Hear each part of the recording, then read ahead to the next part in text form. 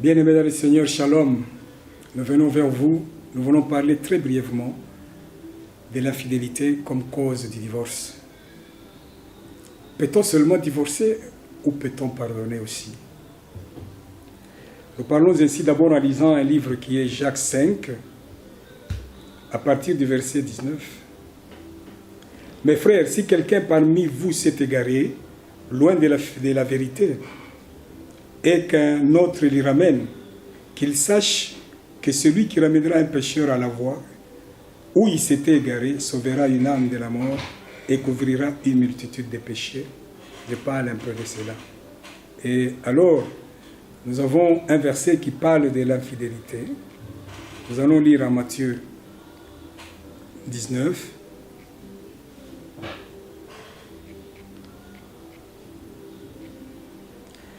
Nous lisons.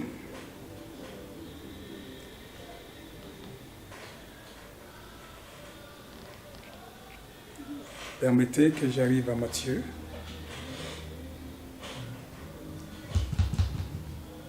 Oui.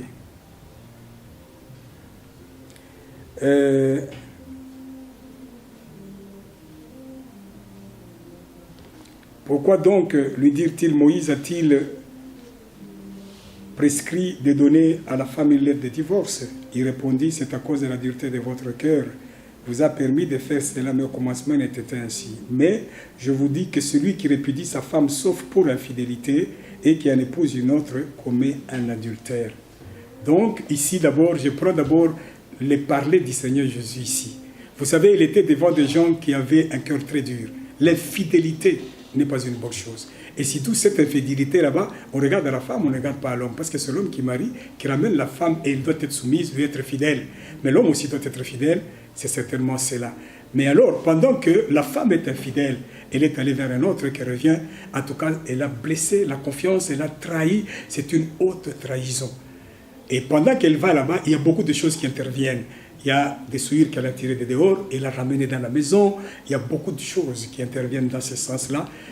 D'après la loi, et même aujourd'hui, quand nous regardons, est-ce que l'homme supportera-t-il de reprendre cette femme qu'il voit qu'elle a été appartenir à une autre personne? Pourra-t-il supporter vraiment de la reprendre dans ses bras en se mettant en idée qu'elle a été à l'extérieur? C'est dur, c'est très difficile. Et Christ ne pouvait que parler ça à l'homme parce que lui-même, il comprenait aussi l'état de l'homme, il comprenait son problème. Et alors c'est comme ça qu'il leur a dit, non, en tout cas, sauf pour cause d'infidélité. Réellement là, pour cette cause d'infidélité, ce n'est pas qu'il a dit pour chasser la femme. Il a dit, sauf pour cause d'infidélité. Mais qui s'est marié à un autre, il commet l'infidélité. Il lui-même reste, jusqu'à sa mort, il reste, en dehors de la volonté de Dieu, il reste un impudique. Il reste un pécheur. Qu'est-ce que je vais dire par là? Mais bien aimé dans le Seigneur, il est réel que dans un foyer aussi formé, un père qui a la femme, qui a des enfants, il peut arriver des infidélités de cette manière. Supposons qu'on entre dans la maison par des bandits et on prend la femme, voilà qu'on va la violer, et devant toi, devant tes yeux. Cette femme-là est vraiment irresponsable.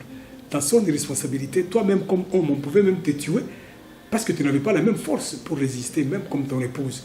Vous voyez que ça, c'est un premier cas que je vais d'abord faire voir. Dans ces cas-là, quand le Seigneur, notre Dieu, parle, tant qu'il est miséricordieux, compatissant, qu'il a pardonné nos péchés jusqu'à un niveau à outrance, il sait aussi que si l'homme exerce la miséricorde, il s'est pardonné aussi. Donc, il peut arriver des temps, comme Jacques l'a dit, si nous pouvons couvrir ces péchés-là, à cause de la mort, l'homme se met en tête, il regarde. En dehors de ça, il s'est fait d'abord aussi de grandes blessures et du mal malgré l'autre.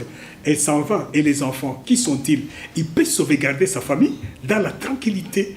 Il peut reprendre sa femme, lui pardonner. On en a vu beaucoup qui ont fait ça. Et après avoir pardonné à son épouse, ils sont restés ensemble. Cette épouse qui a fait ça n'y reviendra presque plus jamais. Après des excuses et après toutes choses, ils sont allés sonder les racines. Et après tout, maintenant, ils ont retrouvé que nous pouvons redresser les mœurs. Elle a pardonné, elle a effacé les péchés. Et par après, maintenant, ils ont revécu ensemble. Avec le sang de l'agneau et ses pardons. Mais bien aimé dans le Seigneur, tout ce que je voulais dire aussi, insister, sachez qu'il n'y a aucun péché qui est resté sans rédemption. Même ces cas-là peuvent demander une rédemption de la part du Seigneur. Le Seigneur ne va pas seulement vous rejeter, mais je pense qu'une récompense est même plus grande. Pour ce fait d'avoir ramené cette femme-là, la redresser, la montrer le chemin, afin qu'elle puisse ne pas rater l'enlèvement en son temps. Alors à ce moment là-bas, je vous dis, je n'empêche personne de divorcer. Ça dépend maintenant du cœur de chacun, de l'amour.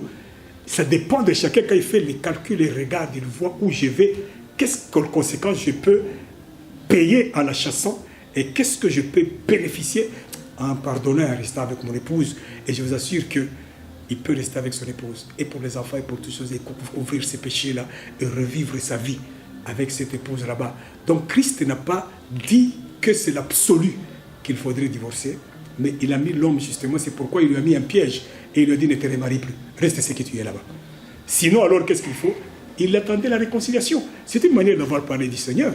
Donc si tu ne te maries pas, donc plus tard il faut une réconciliation. Et cette réconciliation là-bas, Dieu dit, notre message, c'est le message de réconciliation de Corinthiens 5, 17 à descendance quand même. Que mon Dieu vous bénisse, bien-aimés dans le Seigneur. Merci Seigneur notre Dieu. Fais-nous grâce. Les choses qui sont de toi Seigneur parfois dépassent l'entendement des hommes. Mais toi, avec toi Seigneur, nous ferons des exploits. Ces exploits aussi, ce sont des choses comme ça, pardonner, ramener à Christ, voir d'abord le royaume, et par après les choses terrestres, les couvrir Seigneur. Aide-nous si cela est possible. Dans le nom de Jésus, notre Seigneur. Amen.